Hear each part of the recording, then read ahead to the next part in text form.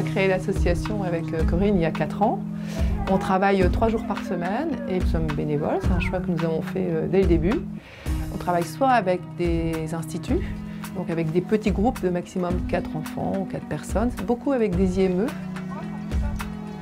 Les chevaux vivent sur Terre depuis bien plus longtemps que nous. Or, ils sont beaucoup plus faibles, hein, ce sont des proies. Ils basent leur survie sur la solidarité dans le troupeau.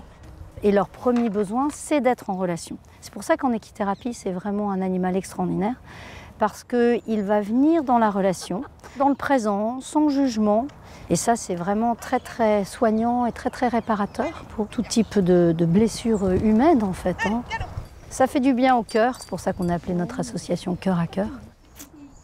Ouais. Là pour vous aider, hein, les loulous. Les pathologies sont très vastes. On peut travailler avec des personnes qui ont des problèmes psychologiques ou des problèmes moteurs. Ça peut être de l'enfant hyperactif ou de l'enfant qui n'a pas confiance en lui. Des enfants polyhandicapés ou des adultes qui ont vécu un AVC.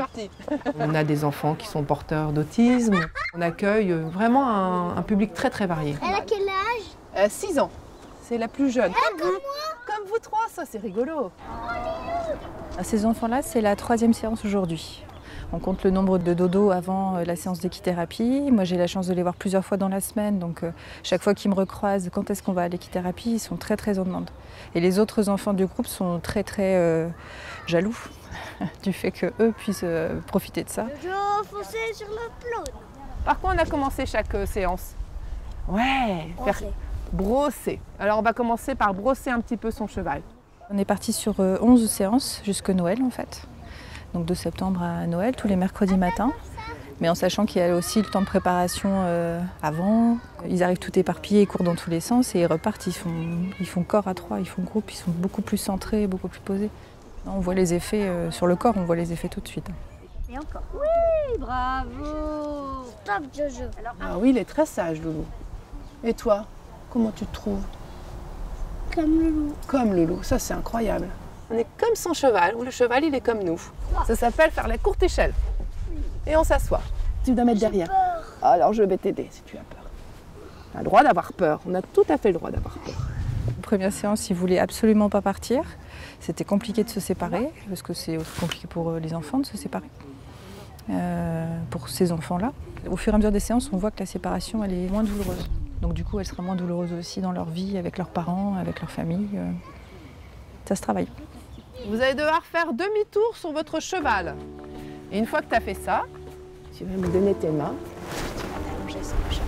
Voilà, super. Ils se reposaient, les enfants indiens, en sentant les bruits du cheval.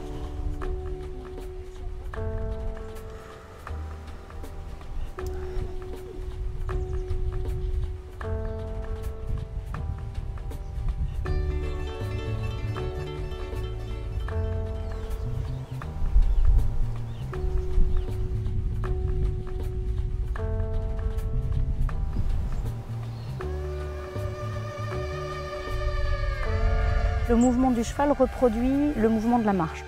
On sait qu'en fait, ce mouvement-là crée l'ocytocine. C'est l'hormone qu'on appelle l'hormone de bonheur, qui vient contrebalancer l'hormone du stress. J'ai envie de refaire dodo.